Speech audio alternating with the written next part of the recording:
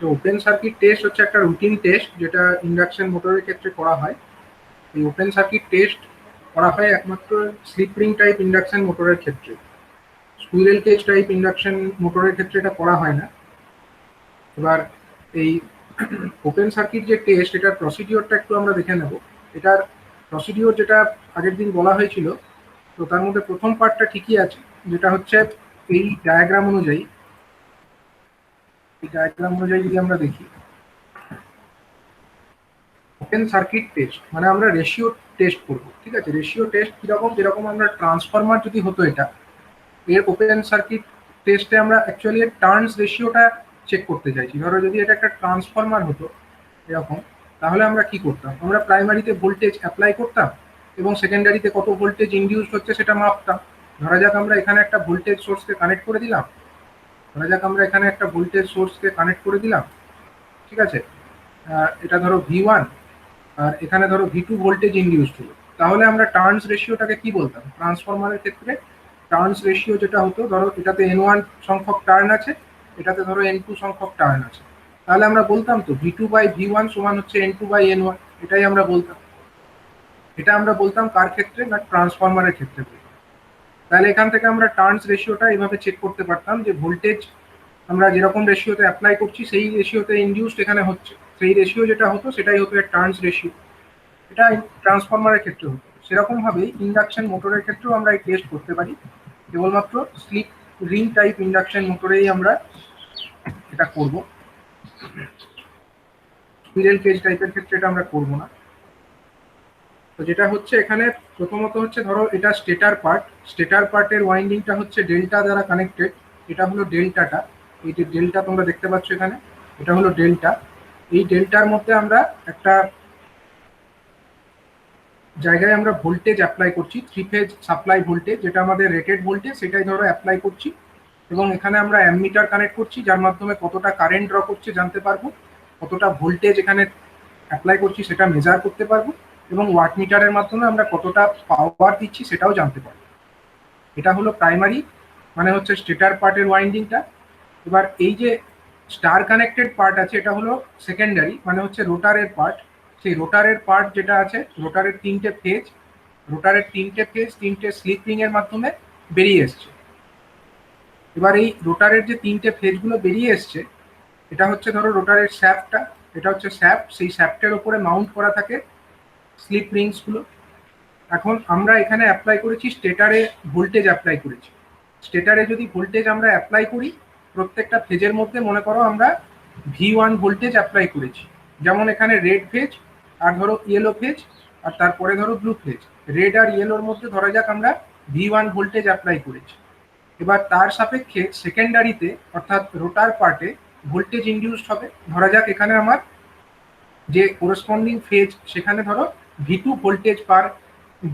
Volts পার phase induced হয়েছে। মানে প্রাইমারিতে অর্থাৎ স্টেটার পার্টে আমরা phase to phase V1 volt apply করলাম, এবং তার সাপেক্ষে সেকেন্ডারিতে সেই কোরসপন্ডিং ফেজের মধ্যে আমরা V2 ভোল্ট পার ফেজ ইনডিউসড হতে দেখলাম।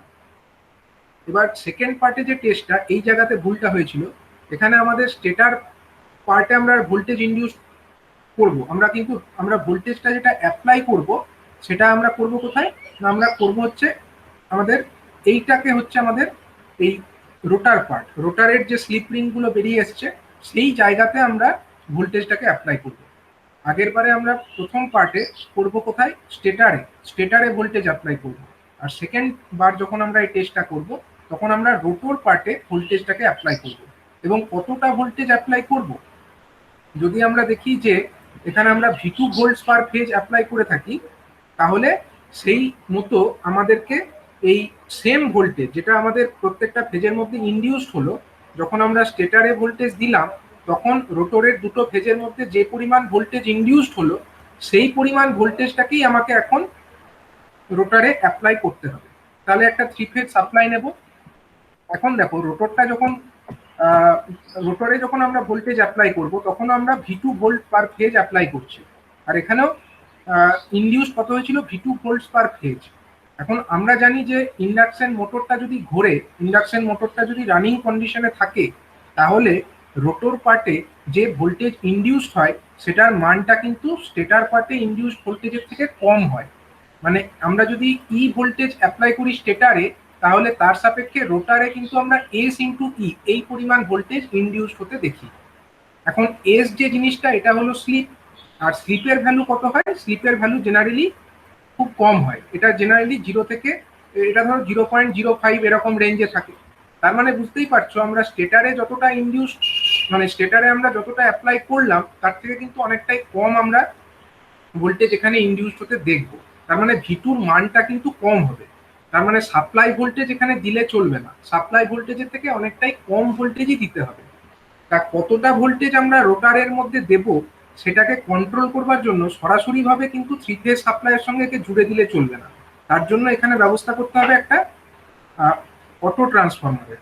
অটো ট্রান্সফরমারের মাধ্যমে আমরা ভোল্টেজটাকে কন্ট্রোল করতে পারবো, এবং তার মাধ্যমে আমরা কতটা এক্স্যাক্টলি ভোল্টেজ এই রোটার পার্টের প্রত্যেকটি ফেজে অ্যাপ্লাই করতে চাইছি সেটা আমাদের কন্ট্রোলে থাকবে। তা এইভাবে আমরা ধরো V2 ভোল্টস পার ফেজ অ্যাপ্লাই করেছি, রোটরের যে কোনো দুটো ফেজের মধ্যে আমরা V2 ভোল্টস পার ফেজ অ্যাপ্লাই করেছি। আর স্টেটারে যেটা আমাদের ডেল্টা কানেক্টেড হয়েছিল সেইটাকে আমরা খুলে দিচ্ছি, মানে ডেল্টার যে ফরমেশনটা স্টেটর পার্টে ছিল সেটাকে আমরা রাখছি না। এরকম ধরো ছিল আমাদের স্টেটারটা, এখানে একটা ডেল্টা ফরমেশন হয়েছিল। তো ডেল্টাটা কিভাবে ফরমেশন হয়েছিল ধরে নেওয়া যাক এরকম ভাবে হয়েছিল। ধরো এইভাবে আমাদের এটা একটা ডেল্টা ফরমেশন করে দিয়েছিল।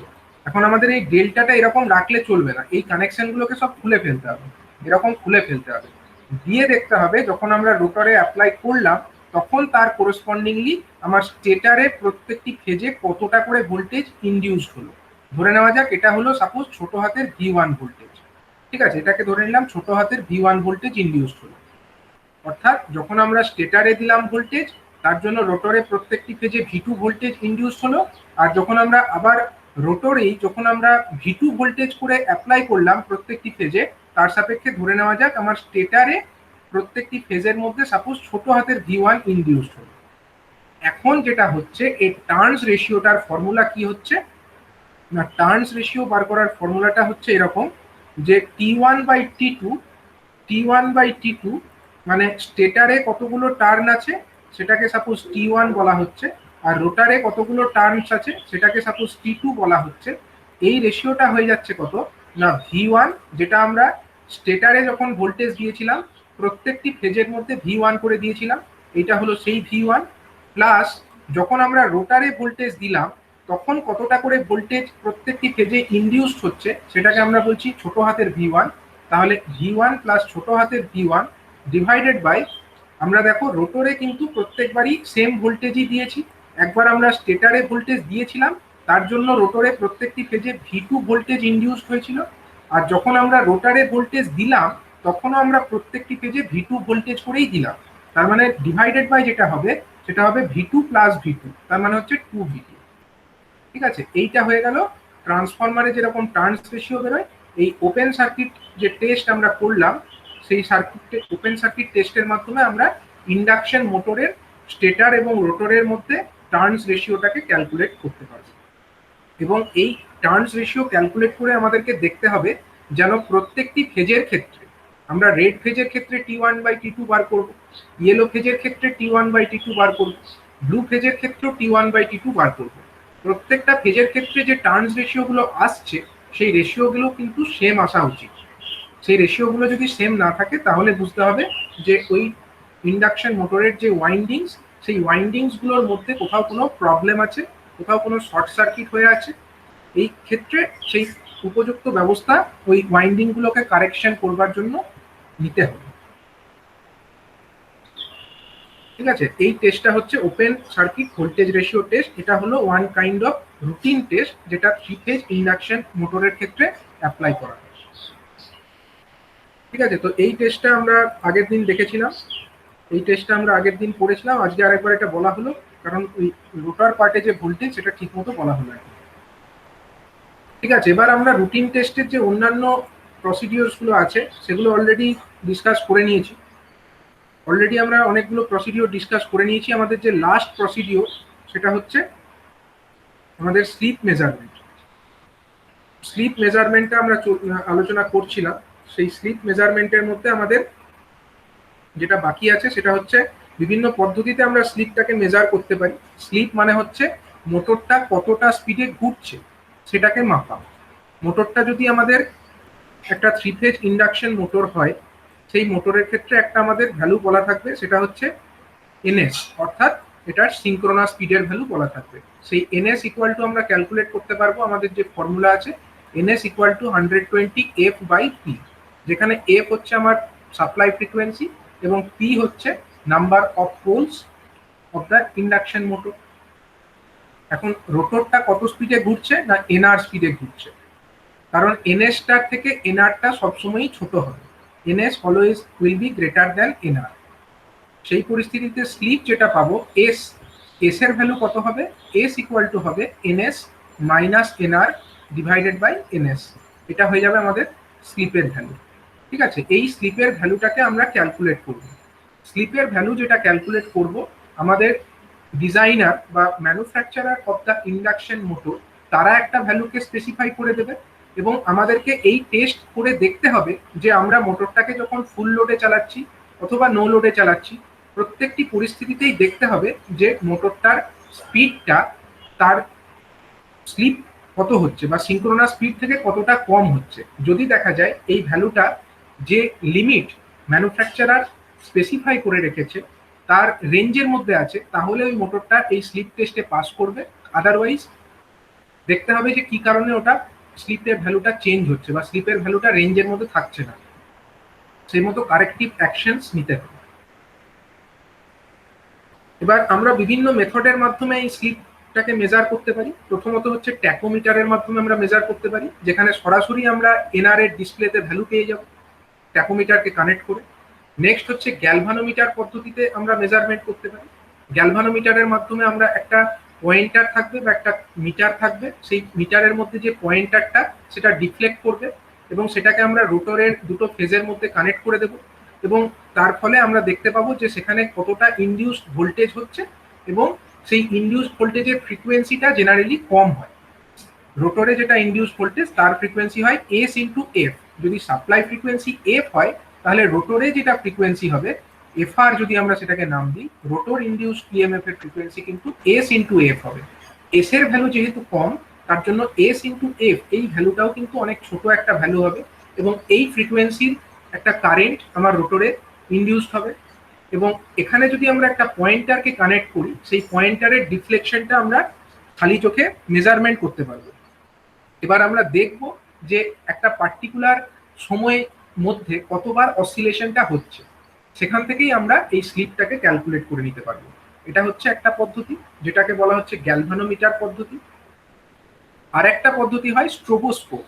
স্ট্রোবোস্কোপ হচ্ছে একটা যন্ত্র, সেই যন্ত্রের মাধ্যমে আমরা মোটরের স্পিডকে মেজার করতে পারি।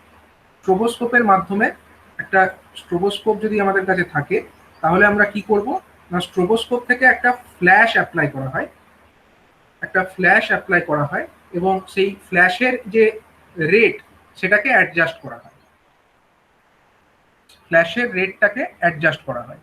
আর একটা ইন্ডাকশন মোটরের যে শ্যাফট আছে, একটা ইন্ডাকশন মোটর তার ধরো যে শ্যাফট আছে, আমরা একটা ডায়াগ্রাম ড্র করি এবং সেখান থেকে বোঝানোর চেষ্টা করি। এটা ধরো একটা ইন্ডাকশন মোটর, আমরা এই ইন্ডাকশন মোটরের স্পিডটাকে মাপতে চাই, ইন্ডাকশন মোটরের স্পিডটাকে আমরা মাপতে চাই। এখন মোটরের যে শ্যাফট বেরিয়ে আছে ধরা যাক এইরকম, ঠিক আছে, মোটরের যে শ্যাফট বেরিয়ে আছে, মোটরটা যখন ঘুরবে শ্যাফটও ঘুরবে, শ্যাফটও ঘুরবে এরকম। এবার এই শ্যাফটের ওপরে একটা জায়গাতে আমরা এরকম একটা পয়েন্টার, একটা মার্কার দিয়ে এরকম মার্কিং করে দেবো, একটা জায়গায় এরকম একটা দাগ টেনে দেবো। তারপরে একটা স্ট্রোবোস্কোপ বলে যন্ত্র আছে, সেই স্ট্রোবোস্কোপ নামক যন্ত্রটিকে আমরা এই যে আমাদের যে এরকম মার্কিংটা আমরা করলাম তার উপরে আমরা ফোকাস করব, স্ট্রোবোস্কোপ যন্ত্রটাকে আমরা এর উপরে ফোকাস করব এবং এখান থেকে যে লাইট বিমটা বেরোবে সেই লাইট বিম এই স্ট্রোবোস্কোপ থেকে বেরোচ্ছে, এটা একটা স্ট্রোবোস্কোপ, সেখান থেকে এরকম কিছু লাইট বিম বেরোবে এবং সেটাকে আমরা ফোকাস করব কোথায় না আমাদের যে শ্যাফট তার উপরে, এবং সেই শ্যাফটের উপরে একটা জায়গায় আমরা এরকম মার্কার পেন দিয়ে লাল রং দিয়ে মার্কিং করে রাখবো। এবার এইখান থেকে যে রেটে এই লাইট এনার্জিটা বেরোবে সেই রেটটাকে কন্ট্রোল করবার জন্য এখানে কিছু নব থাকবে, এখানে অ্যাডজাস্টমেন্টের কিছু নব থাকবে, কিছু থাকবে ফাইন অ্যাডজাস্টমেন্ট আর কিছু থাকবে কোর্স অ্যাডজাস্টমেন্ট। যদি অনেকটা বড় জায়গার মধ্যে অ্যাডজাস্ট করতে হয় সেখানে কোর্স অ্যাডজাস্টমেন্ট নবটাকে সিলেক্ট করে আমরা ওটাকে চেঞ্জ করতে পারবো ফ্ল্যাশ রেটটাকে, এবং যদি খুব স্মল জায়গার মধ্যে ফাইন অ্যাডজাস্টমেন্টের দরকার হয় তখন আমরা ওই ফাইন অ্যাডজাস্টমেন্টটা করতে পারবো। এই অ্যারেঞ্জমেন্টটা ওখানে থাকছে। এবার এই অ্যাডজাস্টমেন্ট করতে করতে আমরা যখন এই ফ্ল্যাশ রেটটাকে এমন একটা জায়গায় নিয়ে যেতে পারবো যখন দেখা যাবে যে যখন আমার এই ইন্ডাকশন মোটরটা যখন ঘুরছে তখন তো স্যাপটাও ঘুরছে, স্যাপ ঘুরছে মানে স্যাপটের যে জায়গায় আমরা এরকম মার্কিং করেছি সেটাও ঘুরছে, কিন্তু যখন আমরা এই ফ্ল্যাশ রেটটাকে অ্যাডজাস্ট করতে করতে এমন একটা রেটে নিয়ে চলে যাব যখন কি হবে না এই যে মার্কিংটা আমরা যে জায়গায় করেছি ওই জায়গাটা মনে হবে স্থির হয়ে আছে, যেন ওটা আর ঘুরছেই না। এই অ্যাডজাস্টমেন্টটা কিভাবে করতে পারবো না এখানে যে নবগুলো আছে সেই নবগুলোতে অ্যাডজাস্ট করে আমরা করতে পারি। স্ট্রোবোস্কোপ যন্ত্রের মধ্যে নব থাকে, সেই নবগুলোকে অ্যাডজাস্ট করে আমরা এমন করতে পারি যখন এর ফ্ল্যাশ রেটটা এর রোটেশনাল স্পিডের সঙ্গে ম্যাচ করে যাবে তখন দেখা যাবে যে এই মার্কিং যেটা আমরা শ্যাফটের উপরে করেছি ওই মার্কিংটা যেন স্থির হয়ে আছে, এটা মনে হবে ডিউ টু স্ট্রোবোস্কোপিক এফেক্ট। এই এফেক্টটাকে বলা হয় স্ট্রোবোস্কোপিক এফেক্ট। এবং সেই মুহূর্তে আমাদের এই স্ট্রোবোস্কোপ যন্ত্রে একটা ডিসপ্লেতে একটা রিডিং উঠবে, ডিসপ্লেতে একটা রিডিং উঠবে, সেটা সেই রিডিংটা কিসের রিডিং? সেই রিডিংটা হচ্ছে আমাদের আরপিএম এর রিডিং। ঠিক আছে, মানে ওই ফ্ল্যাশ রেটের কোরসপন্ডিং একটা আরপিএম এর ভ্যালু থাকবে, কতটা ফ্ল্যাশ রেট সেই অনুযায়ী এখানে একটা আরপিএম এর ভ্যালু, সেটা এই যন্ত্রের মধ্যে প্রোগ্রামিং করা আছে, সেই অনুযায়ী এখানে ডিসপ্লেতে উঠে পড়বে যে কত আরপিএম এ ঘুরছে। ঠিক আছে, তো সেখান থেকে আমরা এই স্ট্রোবোস্কোপ যন্ত্রের মাধ্যমে এই মোটরের স্পিডটাকে মেপে ফেলতে পারবো। এইটা হচ্ছে একটা মেথড যে মাধ্যমে আমরা মোটরটা অ্যাকচুয়ালি কতটা স্পিডে ঘুরছে, সাপোজ যদি এনআর স্পিডে ঘোরে সেই এনআর স্পিডটাকে আমরা মেপে ফেলতে পারবো। এই এনআর স্পিডটাকে মেপে ফেললাম, দিয়ে আমাদের এনএস তো জানা আছে, মোটরের নেম প্লেটে এনএস লেখা থাকে, অথবা আমরা ম্যানুয়ালি ক্যালকুলেট করতে পারবো এবং সেখান থেকে আমরা এস এর ভ্যালুটাকে আমরা ক্যালকুলেট করবো, S equal to NS minus NR by NS, এই করে আমরা মোটরের স্লিপটাকে ক্যালকুলেট করতে পারবো। তো এইভাবে আমাদের বিভিন্ন মেথডগুলো বলা হলো যার মাধ্যমে আমরা স্লিপটাকে মেজার করতে পারি। স্লিপ মেজারমেন্টের জন্য আমরা 3 রকম পদ্ধতি জেনারেলি ইউজ করে থাকি, একটা হচ্ছে ট্যাকোমিটার, একটা হচ্ছে গ্যালভানোমিটার আর একটা হচ্ছে স্ট্রোবোস্কোপ। এই 3টি যন্ত্রের মাধ্যমে আমরা স্লিপ ক্যালকুলেট করব এবং এই স্লিপটা ক্যালকুলেট করে দেখব আমাদের স্লিপের যে ভ্যালু সেটা পারমিসিবল রেঞ্জের মধ্যে আছে কিনা, যদি থাকে তাহলেই এটা এই রুটিন টেস্টটিতে পাস করবে।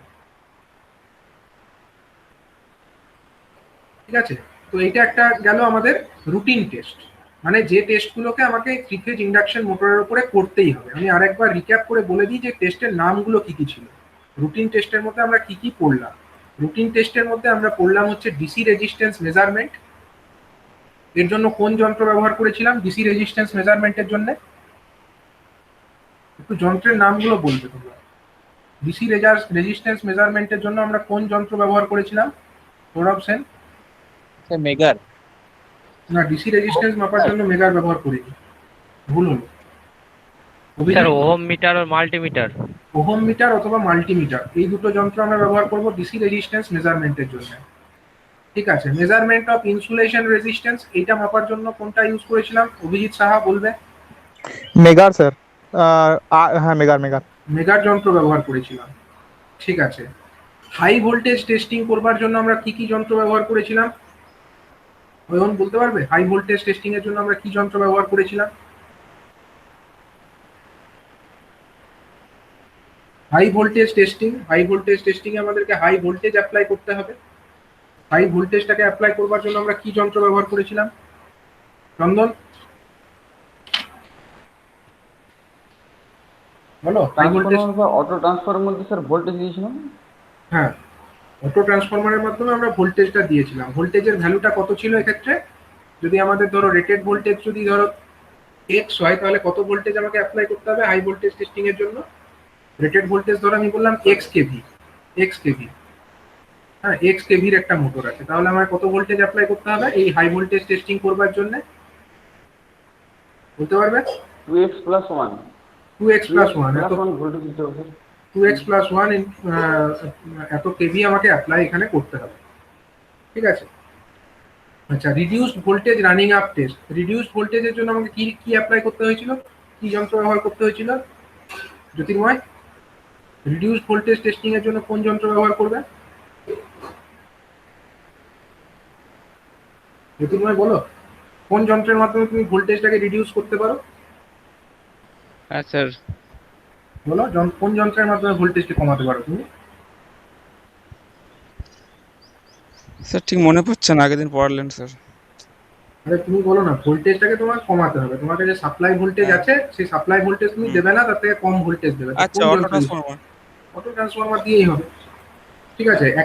তাহলে কম ভোল্টেজ দেওয়ার জন্য অটো ট্রান্সফরমার যথেষ্ট, ঠিক আছে? আচ্ছা, no load test. No load টেস্টের জন্য কোন কোন যন্ত্র ব্যবহার করবে? হ্যাঁ বলো, নো লোড টেস্টের জন্য কি কি ধরনের যন্ত্র ব্যবহার করবে তুমি? বলো, মনে হচ্ছে না ঠিক। নো লোড টেস্টটা কোন কোন ভোল্টেজে করা হয়? বলো, নো লোড টেস্টটা কত ভোল্টেজে করো তুমি? একটা রেটিং যদি থাকে মোটর, ধরো একটা 440 ভোল্টের মোটর, তুমি কত ভোল্টেজে নো লোড টেস্ট পারফর্ম করবে? নো লোড মানে কম, রেটেড ভোল্টেজ থেকে কম করতে রেটেড ভোল্টেজ দিয়ে কম করবে তুমি? কম ভোল্টেজে কেন করবে নো লোড টেস্টটা? নো লোড টেস্টের মানেটা কি? তুমি লোড অ্যাপ্লাই করো। নো লোড টেস্টটা করতে পারো, কম ভোল্টেজেও করবে, নিশ্চয়ই করবে। কম ভোল্টেজে তোমাকে দিতে হবে, তুমি মানে ভোল্টেজটাকে আস্তে আস্তে বাড়াতে কমাতে এটা তো দরকার পড়বে তোমাকে, ঠিকই আছে? কমেও করবে, বেশিতেও করবে, দিয়ে একটা গ্রাফের মতো তো তোমাকে পেতে হবে। এবং সেগুলোকে মাপার জন্য কি কি যন্ত্র, কি কি মাপবে বলো? নো লোড টেস্টের মাধ্যমে কি কি মাপবে তুমি? কি কি প্যারামিটার মাপবে বলো? এক দুটো প্যারামিটারের নাম বলো। অটো ট্রান্সফরমার দিয়ে মাপতে হয়। অটো ট্রান্সফরমার দিয়ে মাপা যাবে না। রফিকুল বলো, কি কি যন্ত্র ব্যবহার করবে নো লোড টেস্টের সময়? বলো, নো লোড টেস্টের জন্য কি কি যন্ত্র ব্যবহার করবে, কি কি মাপতে হয় নো লোড টেস্টের মাধ্যমে? নো লোড কারেন্ট মাপবে। নো লোড কারেন্ট মাপার জন্য কি ব্যবহার করবে বলো? কারেন্ট মাপার জন্য কোন যন্ত্র ব্যবহার করবে নো লোড কারেন্টটাকে মাপার জন্য? অ্যামিটার ব্যবহার করবে। কারেন্টটা কি রকম রেঞ্জে হবে? খুব বেশি হবে না কম হবে? কি রকম মনে হয় বলো? নো লোড টেস্টের সময় যেটা কারেন্টটা মাপবে তুমি, সেই কারেন্টের ভ্যালুটা কি খুব বেশি আসবে না কম আসা উচিত? কি রকম আসা উচিত বুঝতে পারবে? রাহুল বলো, কি কি করবে নো লোড টেস্টের সময়? কি কি হ্যাঁ স্যার, যন্ত্র- আমার কি কি একটা যন্ত্র- হ্যাঁ বলো। দুটো ওয়াট মিটার লাগবে পাওয়ার মেজারমেন্টের জন্য, হ্যাঁ, অ্যামমিটার লাগবে নো লোড কারেন্ট মেজারমেন্টের জন্য, আর একটা ভোল্ট মিটার লাগিয়ে রাখতে পারি ভোল্টেজের জন্য। ভোল্টেজটার জন্য একটা ভোল্ট মিটার লাগাবে, ঠিক। আর যদি তোমাকে বিভিন্ন ভোল্টেজে করতে হয় তার জন্য তোমাকে অটো একটা ট্রান্সফরমারের ব্যবস্থা অটো করতে হবে। ট্রান্সফরমার লাগবে সেক্ষেত্রে। হ্যাঁ, ঠিকই আছে। তাহলে এই টেস্টটা হয়ে গেল।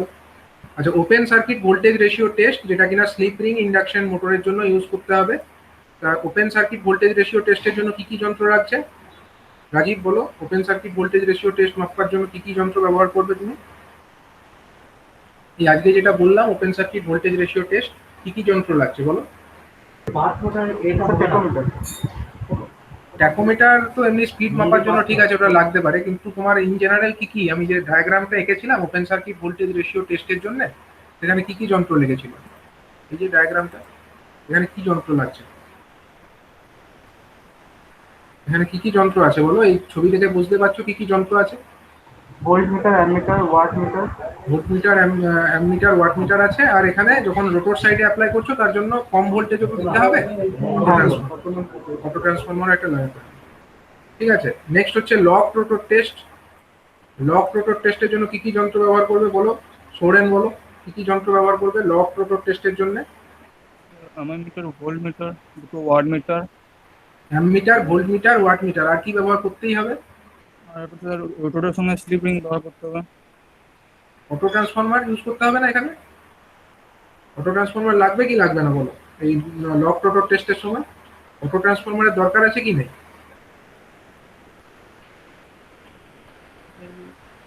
দরকার আছে। অটো ট্রান্সফরমারের অবশ্যই দরকার আছে, কারণ আমরা ভোল্টেজ যেটা অ্যাপ্লাই করবো রেটেড কারেন্ট ফ্লো করানোর জন্য করবো, তো কিন্তু আমরা রোটরটাকে তো ঘুরতে দেবো না, তাহলে কিন্তু রেটেড কারেন্ট বা তার থেকে বেশি কারেন্ট ফ্লো করবার জন্য কতটা ভোল্টেজ আমার লাগছে সেটাকে তো মাপতে হবে। ভোল্টেজটা মেপে তবেই না আমরা তার ইম্পিডেন্সটাকে ক্যালকুলেট করব। ঠিক আছে, সুতরাং অটো ট্রান্সফরমার এখানে অবশ্যই লাগবে। ঠিক আছে, আর একটা টেস্ট হচ্ছে measurement of slip. Measurement of স্লিপের জন্য কি কি যন্ত্র লাগবে? সালমান বলো, কি কি যন্ত্র লাগবে মেজারমেন্ট অফ স্লিপের জন্য? স্লিপটা মেজার করার জন্য এই ট্যাকোমিটার ইউজ করতে পারি, হ্যাঁ, গ্যালভানোমিটার দিয়ে ওটা করা যায়, আর স্ট্রোবোস্কোপিক মেথডে যে মার্ক করে রেড মার্ক করে যেটা করা যায় ওগুলো করতে স্ট্রোবোস্কোপিক মেথডও করা যায়। ঠিক আছে, তো এই হয়ে গেল আমাদের ডিসকাশন ওভার রুটিন টেস্ট, যে টেস্টগুলোকে অবশ্যই একটা ইন্ডাকশন মোটরের উপরে করতেই হবে। রুটিন টেস্টের পরে আমরা দেখবো এখন হচ্ছে মোটরের উপরে যে টেস্টগুলো সমস্ত স্যাম্পেলের উপরে করার দরকার নেই, কিছু কিছু স্যাম্পেলের উপরে করলেই চলে, সেই টেস্টগুলোকে বলা হয় টাইপ টেস্ট। ঠিক আছে, সেরকম টাইপ টেস্ট কি কি আছে সেগুলো আমরা একবার দেখে নেব। ইন্ডাকশন থ্রি ফেজ ইন্ডাকশন মোটরের ক্ষেত্রে টাইপ টেস্ট এগুলো, মেজারমেন্ট অফ ডিসি রেজিস্ট্যান্স, এটা টাইপ টেস্টও করা যেতে পারে। ঠিক আছে, মানে সবগুলোর উপরে হয়তো করলে না, মানে ফ্যাক্টরিতে যেখানে ম্যানুফ্যাকচারার এগুলো ম্যানুফ্যাকচারিং করছে সেখানে যে রিপ্রেজেন্টেটিভ গেল যারা পারচেজ করছে তারা হয়তো এটাকে অ্যাজ এ টাইপ টেস্ট করলো, সব স্যাম্পেলের উপরে করলো না, কয়েকটার উপরে করলো, তো এগুলো তখন টাইপ টেস্ট হিসাবে কনসিডার হবে। আমি আগেই বলেছি কিছু কিছু টেস্ট, কোনো টেস্ট যে কোথাও টাইপ কোনো এটা ম্যানুফ্যাকচারের প্রেমিসেসে হচ্ছে না যেখানে এটাকে অ্যাকচুয়ালি ইনস্টল করা হবে সেখানে হচ্ছে, তার উপরে ভিত্তি করে একটা same test, it can B A routine test as well as it can B A type test. ঠিক আছে, যেমন হচ্ছে দেখো মেজারমেন্ট অফ ডিসি রেজিস্ট্যান্স, এটাকে আমরা আগে পড়লাম কি হিসাবে, রুটিন টেস্ট হিসাবে, এটাকে টাইপ টেস্ট হিসাবেও কনসিডার করা যেতে পারে। মেজারমেন্ট অফ ইনসুলেশন রেজিস্ট্যান্স, যেটা আমরা আগেই দেখেছি, এটাও আমাদের রুটিন টেস্টও বটে অ্যাজ ওয়েল অ্যাজ এটা টাইপ টেস্টও হতে পারে। আবার open circuit voltage ratio test in case of slip ring induction motor, এই টেস্টটাও আমাদের type test as well as it is a routine test. Reduced voltage running up test, এটাও type test as well as routine test. Locked rotor test, locked rotor টেস্টটাও type test as well as routine test. Temperature rise test, এটা কিন্তু routine টেস্টের মধ্যে ছিল না, এটা একটা নতুন ধরনের টেস্ট, টেম্পারেচার রাইজ, এটা টাইপ টেস্ট হিসাবেই করা হয়, এটা সমস্ত মোটরের উপরে কোথাও করা হয় না, এটা টাইপ টেস্ট হিসাবেই করা হয়। Measurement of slip, measurement of স্লিপটা আমাদের type test as well as it is also a routine test. High voltage test, এটাও আমাদের type test as well as routine test. আর একটা হচ্ছে মোমেন্টারি ওভারলোড, এটা কিন্তু অ্যাজ এ টাইপ টেস্টই করা হয়, এটা হচ্ছে টাইপ টেস্ট হিসাবেই করা হয়। আর একটা ধরনের টেস্ট হয় মোটরের ক্ষেত্রে যেটা হচ্ছে সাপ্লিমেন্টারি অর স্পেশাল টেস্ট। এগুলো কি না, these are additional tests carried out when either the manufacturer or the purchaser wants any additional information about the performance of the induction motor. These can be several depending upon the conditions and requirements. Supplementary অথবা special test যেগুলো, সেগুলো হচ্ছে manufacturer এবং purchaser তারা যদি নিজেদের মধ্যে আলোচনার ভিত্তিতে মনে করে যে এই প্যারামিটারটা মাপার প্রয়োজন আছে বা এই পারফরমেন্সটা চেক করার দরকার আছে, সেই অনুযায়ী কিছু স্পেশাল টেস্ট হতে পারে। তো একটা লোড টেস্ট একটা স্পেশাল টেস্ট হতে পারে, সেটাকে আমরা এখানে একটা সাপ্লিমেন্টারি অথবা স্পেশাল টেস্ট হিসাবে কনসিডার করেছি। লোড টেস্ট মানে মোটরের শ্যাফটের উপরে আমরা লোড অ্যাপ্লাই করব, দিয়ে দেখব যে মোটরটার পারফরমেন্স কেমন আসছে, এই টেস্টটা হচ্ছে লোড অ্যাপ্লাই করে করা টেস্ট, এটাকে একটা স্পেশাল টেস্ট বলা যেতে পারে। মানে এটা রুটিন টেস্টও নয়, মানে এটাকে যে সমস্ত স্যাম্পেলের উপরে করতে হবে এমন কোনো কথা নেই, এটা টাইপ টেস্টও নয়, মানে ওই স্যাম্পেলের মধ্যে থেকে কোনো পার্টিকুলার একটাকে বেছে নিয়ে যে করতেই হবে তার কোনো মানে নেই। কারণ এই ফুল লোড টেস্ট বা লোড টেস্ট এর মাধ্যমে যে ডেটাগুলো আমরা পাই সেগুলোকে অন্যান্য ভাবেও আমরা মাপতে পারি, ইনডাইরেক্টলি আমরা মেপে ফেলতে পারি, বা মোটরের এফিসিয়েন্সিকে আমরা ওপেন সার্কিট টেস্ট অথবা ব্লক রোটর টেস্টের মাধ্যমেও ক্যালকুলেট করে ফেলতে পারি। কিন্তু তা সত্ত্বেও যদি মনে করে পারচেজার অথবা ম্যানুফ্যাকচারার, তাদের মধ্যে যদি আলোচনা হয়ে মনে হয় যে মোটরটা অ্যাকচুয়ালি লোড কন্ডিশনে কীরকম পারফর্ম করছে সেটা জানার দরকার আছে, সেই জন্য যদি তারা মনে করে তারা লোড টেস্ট করতে পারে, সেক্ষেত্রে এই যে লোড টেস্ট এটা একটা স্পেশাল টেস্ট অথবা সাপ্লিমেন্টারি টেস্ট হিসাবে কনসিডার করা হয়। তো যেটা আমাদের টাইপ টেস্ট এবং রুটিন টেস্ট দুজনের মধ্যেই যেগুলো আছে সেগুলো তো আমরা অলরেডি করেছি, এগুলো তো আর করার দরকার নেই। তাহলে শুধুমাত্র যেগুলো আমাদের টাইপ টেস্টের মধ্যেই পড়ছে, যেরকম টেম্পারেচার রাইজ টেস্ট বা মোমেন্টারি ওভারলোড টেস্ট, এই টেস্টগুলোকে আমরা এখন পড়ব। তার মধ্যে দেখো প্রথমেই যেটা আমরা দেখছি temperature rise test. Temperature rise মানে হচ্ছে কতটা তাপমাত্রা বাড়ছে সেই টেস্ট। তো তাপমাত্রা বাড়বে কেন? মোটর যখন আমরা চালাবো, মোটরের মধ্যে দিয়ে ওয়াইন্ডিং এর মধ্যে দিয়ে কারেন্ট ফ্লো হবে, এবং কারেন্ট ফ্লো হলে I²R লস হবে, এবং তার জন্য একটা হিটিং এফেক্টও থাকবে, তার জন্য মোটরটা গরম হবে।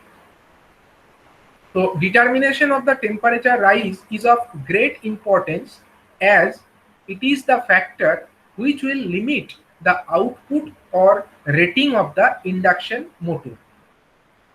এর মানে হচ্ছে যে টেম্পারেচার কতটা বৃদ্ধি পাচ্ছে বা কতটা টেম্পারেচার রাইজ হচ্ছে এটা মাপাটা খুবই জরুরি।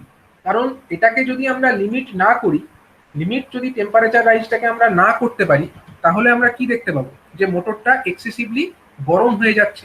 আমরা যদি এক্সেসিভ লোডে মোটরটাকে চালাতে থাকি, তাহলে মোটরটা এক্সেসিভলি গরম হয়ে যাবে, এবং মোটরটা যদি গরম হয়ে যায়, মোটরের কিন্তু ইনসুলেশনটা ড্যামেজ হয়ে যেতে পারে।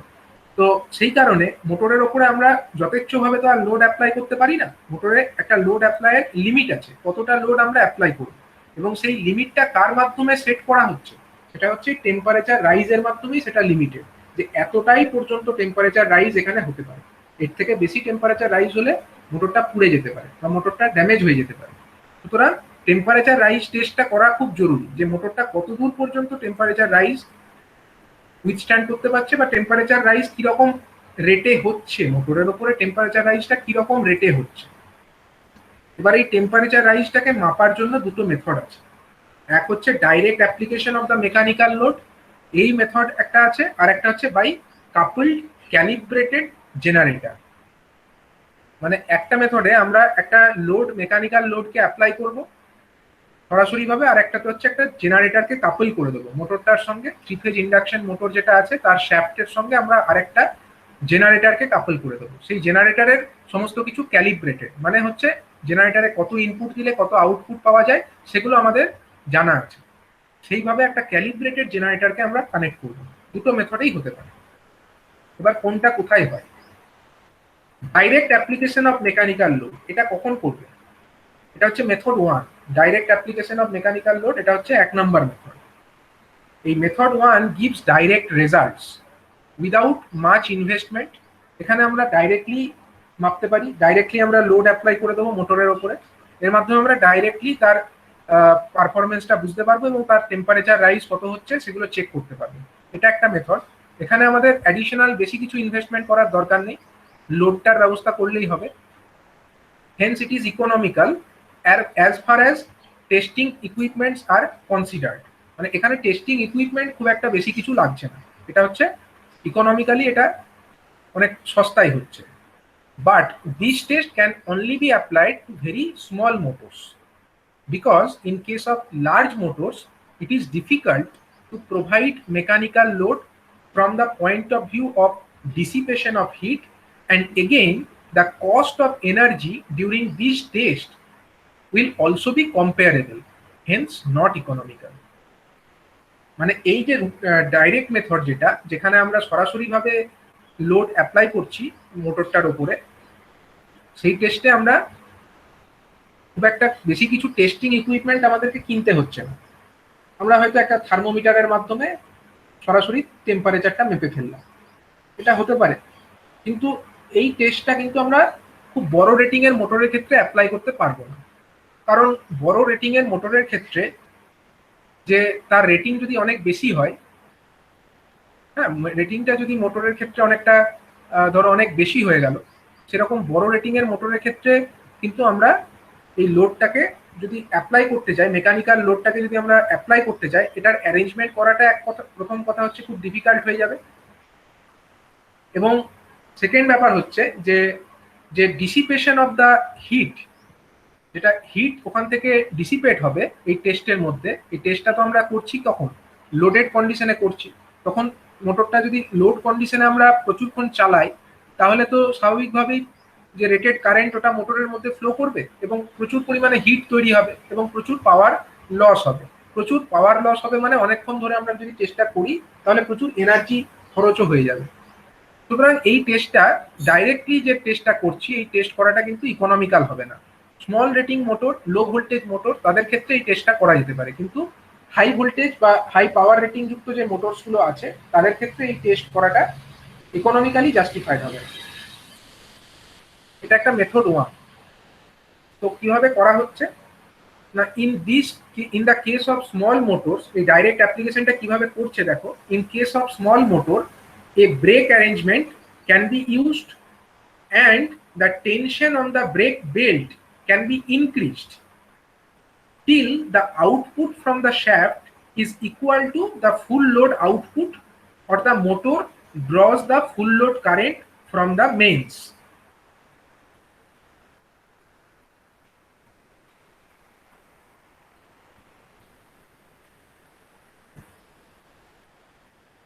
এই অ্যারেঞ্জমেন্টটা আমরা একটু দেখি।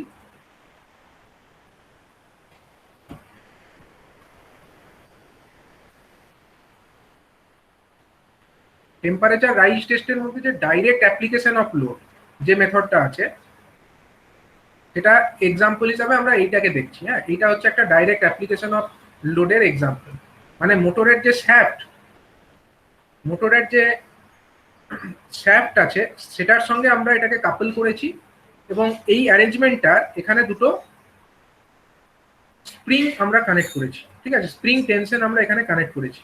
আর উপরে যে দুটো আমাদের অ্যারেঞ্জমেন্ট আছে এই দুটো বোল্টকে যদি আমরা টাইটেন করি, আমরা যত টাইট করব এই উপরের যে দুটো জিনিস দেখতে পাচ্ছ এইটাকে আর এই দুটোকে যত আমরা ঘুরিয়ে ঘুরিয়ে টাইট করব তত কিন্তু এই যেটা ঘুরছে রোটরের সঙ্গে যেটা কাপলড আছে যেটা ঘুরছে তার উপরে কিন্তু লোডটা বেড়ে যাবে। মানে মোটরের শ্যাফটের উপরে যে লোড এটা হচ্ছে মোটরের শ্যাফটের সঙ্গে কানেক্টেড।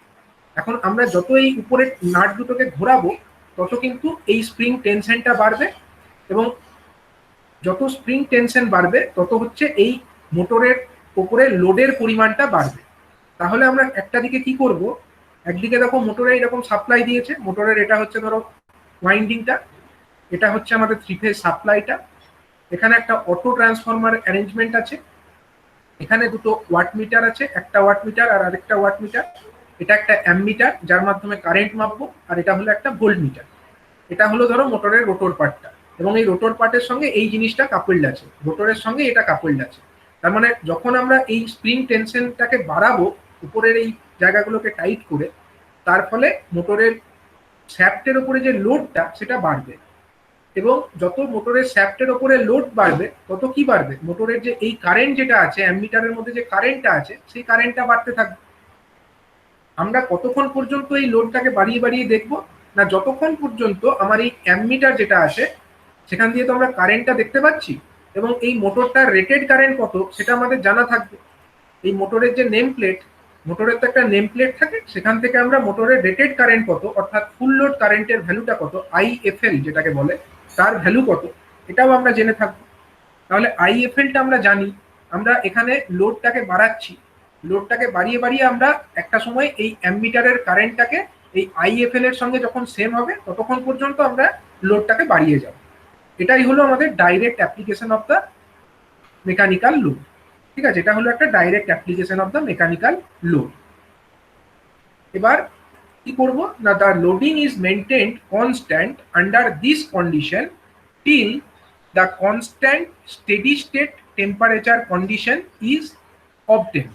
মানে যখন আমরা লোডটা বাড়াবো আস্তে আস্তে তো মোটরটা টেম্পারেচার বাড়বে, কারণ মোটরটা যত আমরা লোড বাড়াচ্ছি তত বেশি কারেন্ট ফ্লো করছে তার ওয়াইন্ডিং গুলোর মধ্যে দিয়ে, এবং ওয়াইন্ডিং গুলোর মধ্যে দিয়ে বেশি কারেন্ট যদি ফ্লো করে স্বাভাবিকভাবেই কি হবে, বেশি হিট তৈরি হবে এবং টেম্পারেচারটা আস্তে আস্তে মোটরের ক্ষেত্রে বৃদ্ধি পাবে। এবার এই যে টেম্পারেচারটা বাড়ছে এটাকে আমরা একটা থার্মোমিটারের সাহায্যে মাপতে পারি। ঠিক আছে, থার্মোমিটার বা অন্য কোনো অ্যারেঞ্জমেন্ট যদি থাকে সেগুলোর মাধ্যমে আমরা এর টেম্পারেচারটাকে মাপতে পারবো। এবার আমরা দেখবো যে যখন আমরা লোডটাকে ক্রমশ বাড়াচ্ছি, এই IFLটাকে যখন ক্রমশ বাড়াচ্ছি টেম্পারেচারটাও ক্রমশ বাড়ছে। তারপরে যখন এই IFL লোডে আমরা নিয়ে গেলাম, দিয়ে ওটাকে ফিক্সড করে দিলাম, দিয়ে আমরা দেখতে পাবো একটা সময় পরে টেম্পারেচারটা একটা স্টেডি স্টেটে পৌঁছে গেল, একটা জায়গায় গিয়ে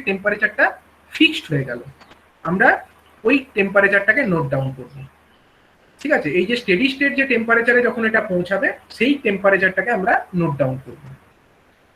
and the temperature rise can be calculated by measuring the winding resistance before the start of the test and immediately after temperature rise test. এবার একটা জিনিস আমরা করতে পারি, আমাদের ওয়াইন্ডিং রেজিস্ট্যান্স মেজারমেন্টের পদ্ধতি আমাদের জানা আছে। ডিসি রেজিস্ট্যান্স আমরা কি করে মেজার করি, ওয়াইন্ডিং এর ডিসি রেজিস্ট্যান্স আমরা কি করে মেজার করি আমরা অলরেডি পড়েছি। ডিসি রেজিস্ট্যান্স মেজারমেন্টের পদ্ধতি আমরা অলরেডি পড়েছি যখন আমরা রুটিন টেস্ট করেছি তখন। তার জন্য আমাদের দরকার কি, তার জন্য দরকার আমরা ওহম মিটার ইউজ করতে পারি, অথবা আমরা অ্যামমিটার এবং ভোল্টমিটার মেথডের মাধ্যমেও এটা মেজার করতে পারি। তাহলে অ্যামমিটার, ভোল্টমিটার বা ওহম মিটার যে মেথডের মাধ্যমেই হোক, আমরা এই যখন আমরা লোড অ্যাপ্লাই করে দিলাম মোটরটার উপরে এবং কিছুটা স্টেডি স্টেটে পৌঁছে গেল টেম্পারেচারটা, সেই পরিস্থিতিতে আমরা এর রেজিস্ট্যান্সটাকে মাপবো। ধরা যাক সেই পরিস্থিতিতে রেজিস্ট্যান্স হচ্ছে আরটি, ধরা যাক এই পরিস্থিতিতে এর রেজিস্ট্যান্স হচ্ছে এই ওয়াইন্ডিং এর রেজিস্ট্যান্স। আমরা ধরো ডিসি ভোল্ট মানে যে রেজিস্ট্যান্স টেস্ট ওই মেথডে এর রেজিস্ট্যান্সটাকে বার করলাম, ধরা যাক এটা বেরোলো আমার আরটি। আর যখন আমরা লোড অ্যাপ্লাই করিনি, যখন এটা ধরো লোড অ্যাপ্লাই করিনি, সেই লোড অ্যাপ্লাই করার আগে এর একটা রেজিস্ট্যান্স তো ছিল, তখন আমরা এই রেজিস্ট্যান্সটাকে আগেই মেপে রাখবো, সেটাকে আমাকে আগে মেপে রাখতে হবে। ধরা যাক সেটা হচ্ছে R0, ঠিক আছে, ধরে নেওয়া যাক সেটা হচ্ছে R0। তাহলে মানে এটা অ্যাম্বিয়েন্ট যে টেম্পারেচার, মানে পারিপার্শ্বিক যে অ্যাটমসফিয়ার, সেই টেম্পারেচারে আমাদের ওয়াইন্ডিং এর রেজিস্ট্যান্সটা কত ছিল, মানে মোটরের লোড অ্যাপ্লাই করবার আগে তার রেজিস্ট্যান্সটা কত ছিল, সেটাকে ধরে নেওয়া যাক R0। আর যেটা আমরা লোড অ্যাপ্লাই করলাম তারপরে রেজিস্ট্যান্সটা হলো RT। তাহলে RTটা বেশি হবে নিশ্চয়ই। আমরা জানি যত তাপমাত্রা বাড়ে ওয়াইন্ডিং এর মানে যে কোনো রেজিস্ট্যান্সের ভ্যালু কি হয়, জেনারেলি যাদের টেম্পারেচার কোএফিসিয়েন্টটা টেম্পারেচার কোএফিসিয়েন্ট যেটা রেজিস্ট্যান্স, যেটাকে বলা হয় আলফা, জেনারেলি বেশিরভাগ মেটেরিয়ালের ক্ষেত্রে আলফাটা হয় কি পজিটিভ হয়, খুব সামান্য কিছু মেটেরিয়ালের ক্ষেত্রে আলফাটা নেগেটিভ হয়ে থাকে। তো জেনারেলি আলফার ভ্যালু কি হয় পজিটিভ, মানে টেম্পারেচার বাড়লে রেজিস্ট্যান্সটা বৃদ্ধি পায়। তো ধরে নেওয়া যাক এটা যখন অ্যাম্বিয়েন্ট কন্ডিশনে ছিল তখনকার রেজিস্ট্যান্স R0 ছিল, তাহলে RT সমান আমরা কি লিখতে পারি, RT সমান আমরা লিখতে পারি R0 plus 1 plus alpha into T, alpha into delta T, যেখানে ডেল্টা টিটাকে আমরা বলতে পারি টেম্পারেচার রাইজ। তাহলে এইখান থেকে তো আমরা RTর ভ্যালুটা মেপে নিচ্ছি, যখন আমরা লোড অ্যাপ্লাই করে দিলাম সেই পরিস্থিতিতে আমরা RTর ভ্যালু মেপে ফেলবো। RTর ভ্যালু আমরা জানি, R0র ভ্যালু আমরা জানি। এখানে যে ওয়াইন্ডিং এর জন্য যে মেটেরিয়ালটা ইউজ করেছি আমরা, সাপোজ যদি আমরা কপারের তার ব্যবহার করে থাকি, তা কপারের ক্ষেত্রে আলফার ভ্যালু কত আমরা সেটাও জানবো। তাহলে ওখান থেকে আমরা কি ক্যালকুলেট করে ফেলবো, এখান থেকে আমরা ডেল্টা টি এর ভ্যালুটা কত সেটা পেয়ে যাব। এই যে ডেল্টা টিটা বেরোলো, এটা কি জিনিস, এই ডেল্টা টিটাই হলো অ্যাকচুয়ালি টেম্পারেচার রাইজ, অর্থাৎ ওয়াইন্ডিং এর টেম্পারেচার কতটা বৃদ্ধি পেল সেটা আমরা এই টেস্টিং এর মাধ্যমে পেয়ে যাচ্ছি। ঠিক আছে, তো এই পদ্ধতিতে আমরা ওয়াইন্ডিং এর রেজিস্ট্যান্স একবার প্রথমে মাপবো, টেস্টের আগে মাপবো, একবার টেস্ট হয়ে যাওয়ার পরে মাপবো। এবার এই দুটো রেজিস্ট্যান্স থেকে এবং আলফার ভ্যালু জানা থাকলে সেখান থেকে আমরা ইজিলি ক্যালকুলেট করে ফেলতে পারবো যে আমাদের টেম্পারেচার রাইজের পরিমাণ কতটা ঘটবে। কিন্তু এই পদ্ধতিতে মনে রাখতে হবে আমরা কিন্তু ডাইরেক্টলি মেকানিক্যাল লোডটিকে অ্যাপ্লাই করেছি, মেকানিক্যাল লোডটাকে কিন্তু আমরা সরাসরি এখানে অ্যাপ্লাই করেছি। ঠিক আছে, এবার এই মেথডটা আমরা করতে পারবো কেবলমাত্র যদি স্মল রেটিং এর মোটর হয় তার ক্ষেত্রে, কারণ বেশি রেটিং এর যদি মোটর হয়ে যায় তার ক্ষেত্রে এরকম ভাবে ডাইরেক্টলি লোড অ্যাপ্লাই করার অ্যারেঞ্জমেন্টটা প্রথম কথা ডিফিকাল্ট, এবং দ্বিতীয় ব্যাপার হচ্ছে যদি আমরা এরকম বড় রেটিং এর মোটরের ক্ষেত্রে ডাইরেক্টলি লোড অ্যাপ্লাই করে টেস্টটা করতে চাই, তো যখন এই ধরনের বড় রেটিং এর মোটর একটা ফুল লোড কারেন্ট ড্র করবে তখন কিন্তু তার ওয়াইন্ডিং গুলোর মধ্যে যথেষ্ট পরিমাণে কপার লস করবে এবং যথেষ্ট পরিমাণে হিট উৎপন্ন হবে, এবং অনেক সময় ধরে যদি আমরা টেস্টটা পারফর্ম করি তার জন্য কিন্তু প্রচুর পাওয়ার কনজাম্পশন হয়ে যাবে। তার জন্য ইকোনমিক্যালি এই টেস্টটাকে যদি আমরা একটা বড় রেটিং এর মোটরকে কনসিডার করি তার ক্ষেত্রে এই direct application of the mechanical load এই পদ্ধতিটা ইকোনমিক্যালি জাস্টিফাইড নয়। তাই বড় রেটিং এর মোটরের ক্ষেত্রে আমাদেরকে একটা বিকল্প পদ্ধতি অবলম্বন করতে হবে।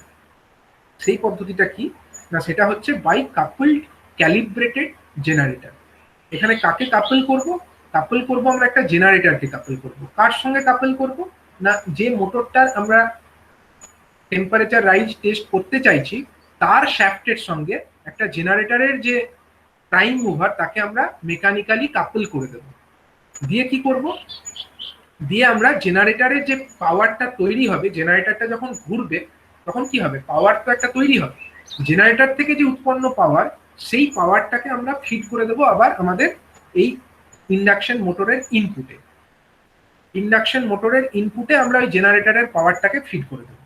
তাতে কি হলো, তাতে হচ্ছে যে জেনারেটরে যেটা পাওয়ার তৈরি হচ্ছে ইলেকট্রিক্যাল পাওয়ার, সেই পাওয়ারটা দিয়েই আমার মোটরটা ঘুরছে। তাহলে সাপ্লাই থেকে আমাকে যে পাওয়ারটা ড্র করতে হবে সেটা কিন্তু কেবলমাত্র এই মোটর আর জেনারেটর যে সেটটা আছে এই সেটের যতটুকু লস পার্ট, সেই লস অংশটুকুই আমাকে সাপ্লাই থেকে ড্র করতে হচ্ছে। আদারওয়াইজ বাকি যে মোটরটাকে ঘোরানোর জন্য যে ইলেকট্রিক্যাল পাওয়ার দরকার সেটা কিন্তু ওই জেনারেটর থেকেই উৎপন্ন হয়ে যাচ্ছে। তো এই কাজটা হচ্ছে বাই কাপল ক্যালিব্রেটেড জেনারেটরের মাধ্যমে। এই পদ্ধতিটা একটু দেখে নেওয়া যাক। এটা হচ্ছে মেথড 2, আমাদের এক্ষেত্রে এটা হচ্ছে method 2। Method 2 will be more economical and can be carried out on very large motors also. এটাকে আমরা অনেক বড় রেটিং এর মোটরের ক্ষেত্রেও অ্যাপ্লাই করতে পারি। The only drawback of this method is to have a calibrated generator. মানে পদ্ধতিতে একটা ডিসঅ্যাডভান্টেজ একটাই যে এখানে আমাকে একটা ক্যালিব্রেটেড জেনারেটর লাগবে। একটা ক্যালিব্রেটেড জেনারেটর লাগবে মানে কি, এখানে যে জেনারেটরটাকে আমরা ব্যবহার করব তার ক্যালিব্রেশন করা আছে, মানে এই জেনারেটরটায় কতটা ইনপুট দিলে কতটা আউটপুট হওয়ার কথা, কতটা মেকানিক্যাল ইনপুট দিলে কতটা ইলেকট্রিক্যাল আউটপুট তৈরি হবে, সেই ব্যাপারটা আগে থেকে আমাদের জানা থাকতে হবে। সেটা না জানা থাকলে কিন্তু হবে না। সুতরাং এই ব্যাপারটা জানতে হবে আগে থেকেই যে যে জেনারেটরটাকে আমরা কাপল করছি তার যেন ক্যালিব্রেশনটা করা থাকে, অর্থাৎ কত মেকানিক্যাল ইনপুট দিলে কত ইলেকট্রিক্যাল আউটপুট তৈরি হবে সেটা যেন আমাদের আগে থেকে জানা থাকে। দিয়ে কি হচ্ছে, and output fed to the mains hence only. এবার এই ড্রব্যাকটা এটাই যে ক্যালিব্রেটেড জেনারেটর ব্যবহার করতে হবে। এবার পদ্ধতিটা কি না, এই জেনারেটরটা থেকে যে ইলেকট্রিক্যাল পাওয়ার তৈরি হচ্ছে সেই আউটপুটটাকে আমরা ফিড করছি মেইনসে। তাহলে কেবলমাত্র এই দুটো মেশিনের যে লস অংশটুকু সেটুকুটাকেই মেন থেকে নিতে হচ্ছে, তার মাধ্যমে প্রচুর পরিমাণে এনার্জির কস্টটা কিন্তু বেঁচে যাচ্ছে। তাই এই মেথডটা হচ্ছে মোর ইকোনমিক্যাল মেথড। এই মেথডটা হচ্ছে মোর ইকোনমিক্যাল মেথড।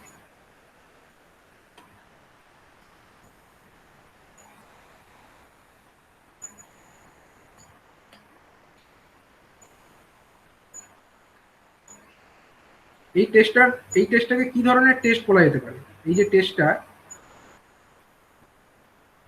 এটাকে কি ধরনের টেস্ট বলা যেতে পারে বলো? আমি আগে একবার টেস্টের নাম বলেছিলাম, ডাইরেক্ট রিজেনারেটিভ টেস্ট। এটা হচ্ছে এক ধরনের রিজেনারেটিভ টেস্ট। আমি প্রথমেই একবার যখন আগের চ্যাপ্টার পড়িয়েছিলাম তখন বিভিন্ন ধরনের টেস্টের নাম বলেছিলাম, এটা হচ্ছে রিজেনারেটিভ টেস্ট। এবং এটা যদি ডিসির ক্ষেত্রে করা হতো তাহলে তার নাম কি হতো, হপকিনসন্স টেস্ট বলে একটা আমি টেস্টের কথা বলেছিলাম। যদিও এটা কিন্তু ডিসির ক্ষেত্রে করছি না, আমরা করছি কার ক্ষেত্রে, এটা একটা 3 ফেজ ইন্ডাকশন মোটরের ক্ষেত্রে আমরা করছি, কিন্তু পদ্ধতিটা কিন্তু রিজেনারেটিভ মেথড। এবার কি হচ্ছে দেখো, এই টেস্টে যেটা হচ্ছে, in this test the generator is loaded in such a way that motor operates at its full load indicated by the ammeter of the motor circuit. মানে আমরা জেনারেটরটাকে এমনভাবেই কাপল করেছি বা জেনারেটরটাকে আমরা এমনভাবেই লোড করব যে জেনারেটরটা এমনভাবেই আমরা লোড করবো, কারণ জেনারেটরের পুরো ব্যাপারটা আমাদের জানা আছে। হ্যাঁ, জেনারেটরটার ক্ষেত্রে সমস্ত প্যারামিটার আমাদের জানা আছে, কারণ সেটা হচ্ছে ক্যালিব্রেটেড জেনারেটর। এই জন্যই দরকার হচ্ছে আমাদের ক্যালিব্রেটেড জেনারেটর। ধরো এটা একটা মোটর, এর সঙ্গে আমরা কাপল করছি একটা জেনারেটরকে, এটা ধরো শ্যাফট, এখানে আমরা একটা মেকানিক্যাল কাপলিং অ্যারেঞ্জমেন্ট করেছি যার মাধ্যমে এই মোটরের যে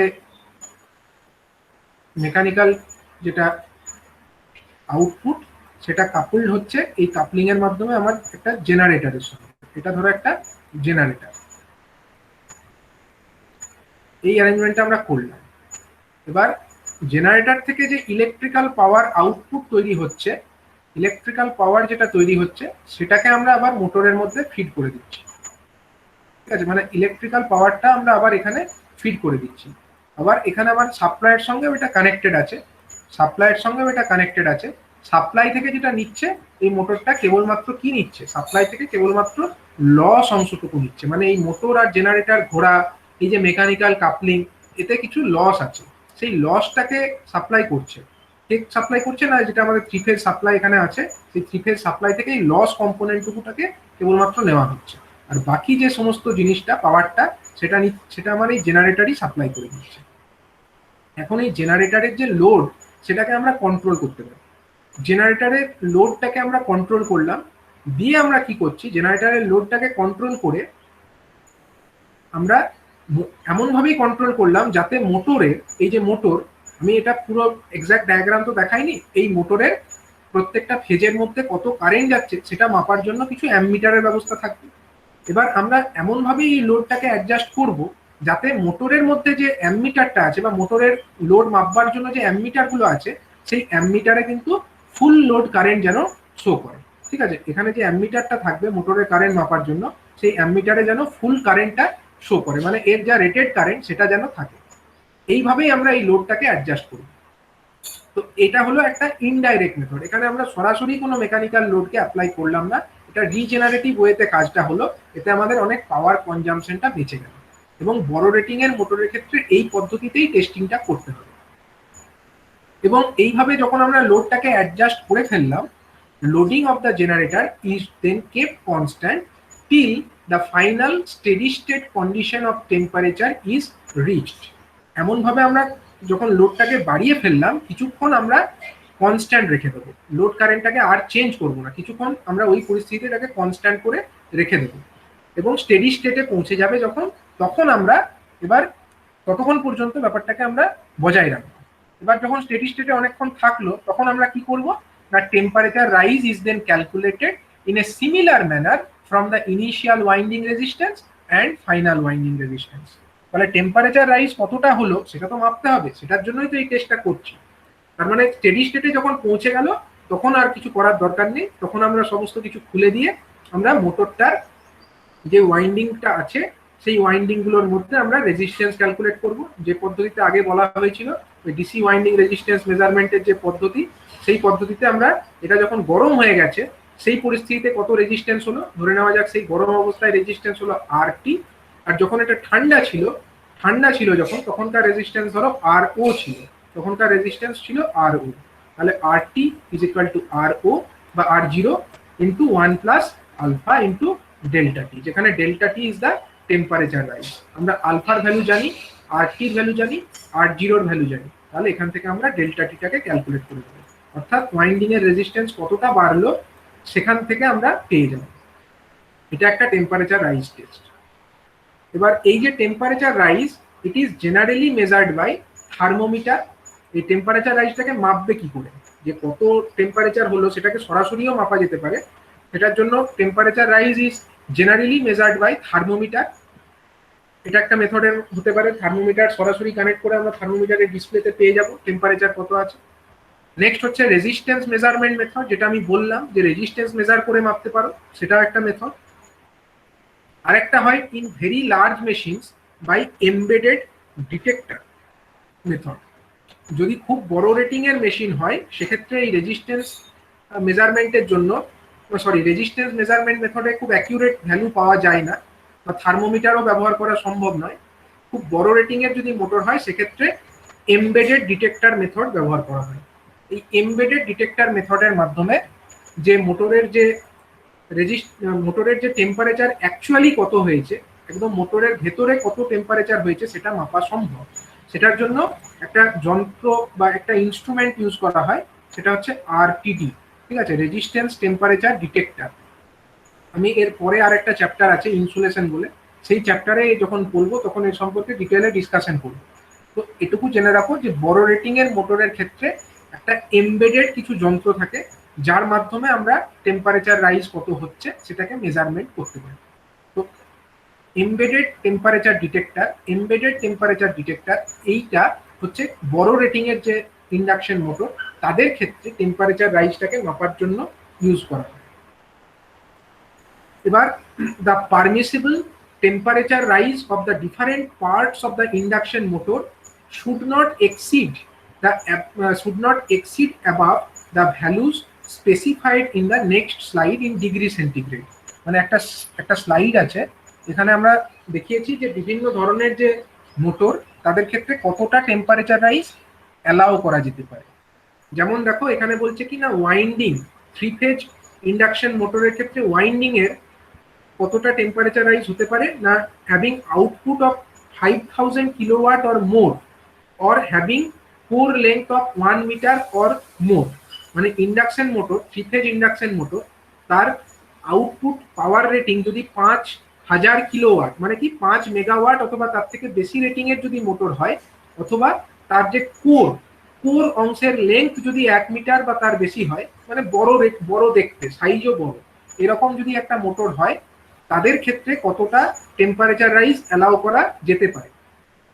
যদি আমরা এ ক্লাসের ইনসুলেশন ব্যবহার করি, যদি আমরা ই ক্লাসের ইনসুলেশন ব্যবহার করি, আর যদি আমরা বি ক্লাসের ইনসুলেশন ব্যবহার করি, কোন ক্ষেত্রে কতটা টেম্পারেচার রাইজ অ্যালাউ করা যেতে পারে।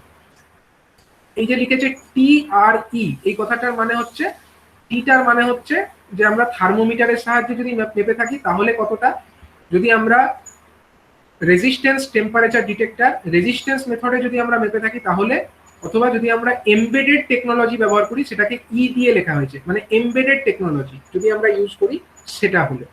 তো দেখো যদি একটা 5000 কিলোওয়াট অথবা তার থেকে বেশি রেটিং যুক্ত একটা মোটর হয়, তাহলে এই থার্মোমিটার দিয়ে তার রেজিস্ট্যান্স মাপা বা তার টেম্পারেচার রাইজ মাপাটা সম্ভব নয়। তার জন্য টেম্পারেচার রাইজ থ্রু থার্মোমিটার, এটাকে দেখো নট অ্যাপ্লিকেবল লিখে রেখেছে।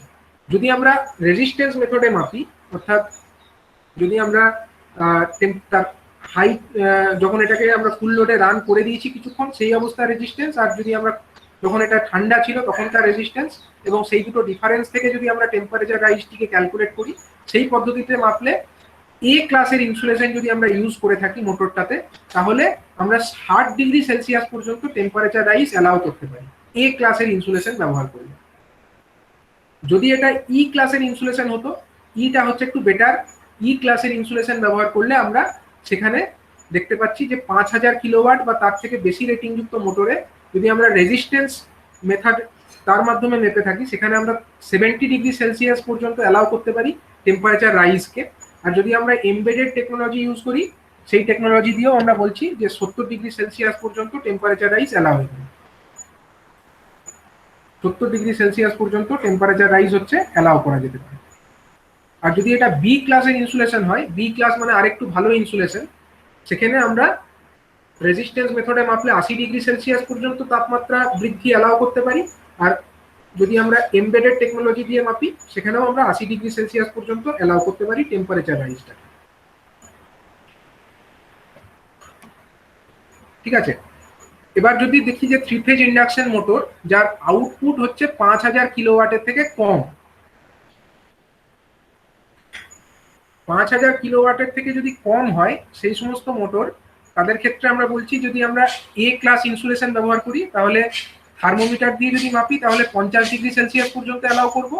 আর যদি আমরা রেজিস্ট্যান্স টেম্পারেচার মেথডের মাধ্যমে মাপি তাহলে আর একটু বেশি 60 ডিগ্রি পর্যন্ত অ্যালাউ করব। এটা পার্থক্য এই কারণেই যে থার্মোমিটার দিয়ে মাপলে আমরা কিন্তু এক্সাক্ট ডেটাটা পাচ্ছি না, কারণ থার্মোমিটার যেখানে আমরা প্লেস করছি সেটা একটা কোনো একটা পার্টিকুলার জায়গায় প্লেস করছি। এমন তো নয় যে মোটরের সমস্ত জায়গাতেই কতটাই টেম্পারেচার হয়েছে, মোটরের কোনো একটা জায়গায় বেশি হিট হয়ে থাকতে পারে, কোনো জায়গায় কম হয়ে থাকতে পারে। তাহলে আমরা যদি কম হয়েছে সেই জায়গায় যদি টেম্পারেচারটাকে মেজার করি তাহলে তো আমাদের ভুল হয়ে আসবে।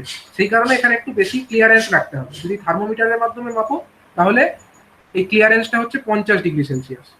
আর যদি আমরা রেজিস্ট্যান্স টেম্পারেচারে মাপি তাহলে একটু বেশি, কারণ সেখানে একটু অ্যাকিউরেট ভ্যালু আসছে, সেখানে আমরা 60 ডিগ্রি সেলসিয়াস পর্যন্ত অ্যালাউ করতে পারি টেম্পারেচার রাইজ। আর এটাতে এমবেডেড টেকনোলজি ইউজ করা হয় না। জেনারেলি এটা 5000 কিলোওয়াট বা তার থেকে বেশি হলে তখনই ওই এমবেডেড টেম্পারেচার ডিটেক্টর যন্ত্র ব্যবহার করা হয়, তার থেকে কম রেটিংয়ে এমবেডেড টেকনোলজি ইউজ করা হয় না। আবার ই ক্লাস হলে সেখানে আমরা আরেকটু বেশি টেম্পারেচার রাইজকে অ্যালাউ করবো, যেমন হচ্ছে থার্মোমিটার দিয়ে মাপলে 65 ডিগ্রি সেলসিয়াস, আর যদি আমরা এমবেডেড টেকনোলজি দিয়ে আমরা যদি রেজিস্ট্যান্স টেম্পারেচার মেজারের মেথডের মাপি তাহলে হচ্ছে 75 ডিগ্রি সেলসিয়াস পর্যন্ত তাপমাত্রা বৃদ্ধি অ্যালাউ করা যেতে পারে। আর যদি আমরা বি ক্লাস ইনসুলেশন দেখি সেখানে আরেকটু বেশি, যেটা থার্মোমিটার দিয়ে মাপলে 70 ডিগ্রি সেলসিয়াস, আর রেজিস্ট্যান্স টেম্পারেচার মেথডে মাপলে আমরা 80 ডিগ্রি সেলসিয়াস পর্যন্ত অ্যালাউ করব। আবার হচ্ছে magnetic core and other parts in contact with the windings. যে সমস্ত ইন্ডাকশন মোটরের ক্ষেত্রে ম্যাগনেটিক কোর যেটা কোর পার্ট, সেটা যদি ডাইরেক্টলি ওয়াইন্ডিং এর সঙ্গে কন্ট্যাক্টে থাকে, এগুলো জেনারেলি লো রেটিং মোটরের ক্ষেত্রেই হবে, সেখানে আমরা 60 ডিগ্রি সেলসিয়াস পর্যন্ত অ্যালাউ করব। থার্মোমিটার মেথডেই মাপা হয়, এখানে আমরা resistance temperature method generally use করি না, এখানে আমরা থার্মোমিটার মেথডেই মাপতে পারি এবং 60 ডিগ্রি সেলসিয়াস পর্যন্ত অ্যালাউ করব যদি এটা এ ক্লাসের ইনসুলেশন হয়। ই ক্লাস হলে আমরা একটু বেশি টেম্পারেচার রাইজ অ্যালাউ করতে পারি, 75 ডিগ্রি সেলসিয়াস, আর বি ক্লাস হলে আরেকটু বেশি অর্থাৎ 80 ডিগ্রি সেলসিয়াস পর্যন্ত আমরা টেম্পারেচার রাইজকে অ্যালাউ করতে পারি। এবং slip ring of the slip ring induction motor, যদি আমরা slip ring magnetic core and other parts in contact, মানে এটা হচ্ছে আমাদের ওয়াইন্ডিং এর জন্য ছিল, উপরের যে দুটো আমরা বলেছি সেগুলো হচ্ছে ওয়াইন্ডিং এর জন্য, সরি, আর এটা হচ্ছে আমাদের ম্যাগনেটিক কোর পার্টের জন্য। ম্যাগনেটিক কোর পার্টটা তো স্বাভাবিকভাবে একটু কম হিট হবে। ম্যাগনেটিক কোর যে পার্টটা, যেটা হচ্ছে আমাদের ওয়াইন্ডিং এর সঙ্গে কন্ট্যাক্টে আছে, সেটার জন্য আমাদের হচ্ছে কি থার্মোমিটারের মাধ্যমেই আমরা মেজারমেন্ট করব। সেটার জন্য আর রেজিস্ট্যান্স মাপার তো কোনো জায়গা নেই, কারণ এটা তো ম্যাগনেটিক কোর, সেখানে আর রেজিস্ট্যান্স কোথায় মাপবো? তার জন্য ওখানে থার্মোমিটার দিয়েই মাপতে হবে। সেখানে আমরা 60 ডিগ্রি সেলসিয়াস এ ক্লাসে, ই ক্লাসের ক্ষেত্রে 75 ডিগ্রি এবং বি ক্লাসের ক্ষেত্রে 80 ডিগ্রি অ্যালাউ করবো টেম্পারেচার রাইজকে। আর যেটা আমাদের স্লিপ রিং ইন্ডাকশন মোটর যদি হয়, সেখানে স্লিপ রিং অংশটাই আমরা কতটা টেম্পারেচার রাইজকে অ্যালাউ করতে পারি না, এ ক্লাস ইনসুলেশন ব্যবহার করলে 60 ডিগ্রি, যদি আমাদের ই ক্লাস হয় 70 ডিগ্রি, আর বি ক্লাস হলে সেখানে 80 ডিগ্রি সেলসিয়াস পর্যন্ত টেম্পারেচার রাইজকে অ্যালাউ করা যেতে পারে। এগুলো থার্মোমিটারের মাধ্যমে মাপা যেতে পারে। এর জন্য আমাদের রেজিস্ট্যান্স মাপার কোনো অপশন নেই বা এমবেডেড টেকনোলজিও ব্যবহার করার কোনো জায়গা নেই। তাহলে এমবেডেড টেকনোলজি বা এমবেডেড টেম্পারেচার ডিটেক্টর, এটাকে আমরা ইউজ করবো 5000 কিলোওয়াট অথবা তার থেকে বেশি রেটিং যুক্ত যে মোটর, তাদের ওয়াইন্ডিং রেজিস্ট্যান্সটাকে মাপবার জন্য। আর 5000 কিলোওয়াট বা তার থেকে কম রেটিং এর যদি কোনো ইন্ডাকশন মোটর হয়, তাদের ওয়াইন্ডিং রেজিস্ট্যান্স মাপার জন্য আমরা রেজিস্ট্যান্স টেম্পারেচার মেথড অথবা থার্মোমিটার মেথড, এই টেকনোলজি ব্যবহার করব। তো এটা একটা টাইপ টেস্ট হয়ে গেল, এই টাইপ টেস্টটা আমরা আজকে ডিসক্রাইব করলাম।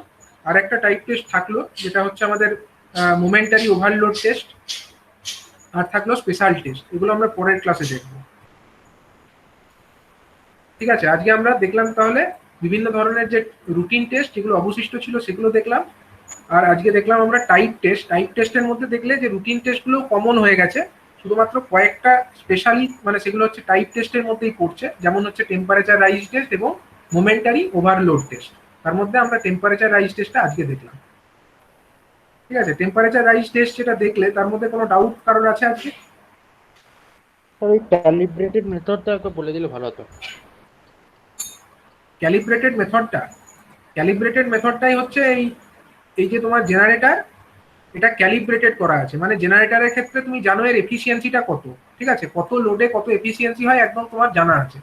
ধরো যদি এতে 50% লোড দাও, তাহলে 50% লোডের ক্ষেত্রে এর এফিসিয়েন্সি কত হবে, 60% লোড দিলে কত এফিসিয়েন্সি হবে, সব তোমার জানা আছে। ধরো জেনারেটরটার যাবতীয় খুঁটিনাটি বিষয় তোমার জানা আছে। এখন ধরো জেনারেটরের এখানে কারেন্টটাকে তো তুমি অ্যাডজাস্ট করতে পারো, জেনারেটরের এখানে কারেন্টটাকে তুমি কন্ট্রোল করছো, আর জেনারেটরের যেটা তোমার কতটা কারেন্ট তৈরি হচ্ছে, সেই লোডটাকে এই কারেন্টটাকে তুমি অ্যাডজাস্ট করতে পারো। এবং সেটাকে কিভাবে অ্যাডজাস্ট করতে পারো, তুমি যত এখানে এর উপরে লোডটাকে চাপাবে, মানে যত এর কারেন্ট বাড়াবে, তত কি হবে, এর উপরে লোডটা পড়বে, মেকানিক্যাল লোড বেশি পড়বে, এবং মেকানিক্যাল লোডটা যত বেশি পড়বে, সেই মেকানিক্যাল লোডটাকে সাপ্লাই কে করছে, মোটরটা করছে। মোটরটা ঘুরছে বলেই তো মেকানিক্যাল আউটপুটটা তৈরি হচ্ছে। তুমি এই জেনারেটরের ইনপুটে মেকানিক্যাল লোডিংটা বাড়িয়ে যাচ্ছ, তাহলে তোমার মোটরটাতে বেশি মেকানিক্যাল আউটপুট পাওয়ারের দরকার পড়ছে, অর্থাৎ মোটরটাকে বেশি কারেন্ট ড্র করতে হচ্ছে।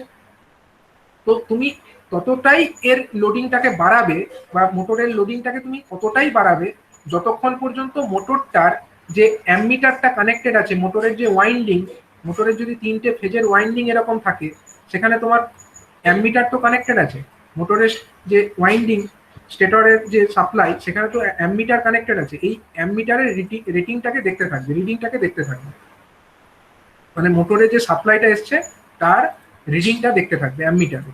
এই অ্যামমিটারের রিডিংটা যদি দেখো যে মোটরের রেটেড কারেন্টের সঙ্গে সেম হয়ে গেছে, মানে মোটরটার যা রেটেড কারেন্ট ধরা যাক 50 অ্যাম্পিয়ার, মোটরের রেটেড কারেন্ট যদি 50 অ্যাম্পিয়ার হয়, আর তুমি যদি দেখো যে এই অ্যামমিটারে 50 অ্যাম্পিয়ার শো করছে, তখন কিন্তু আর লোডটাকে তুমি বাড়াবে না।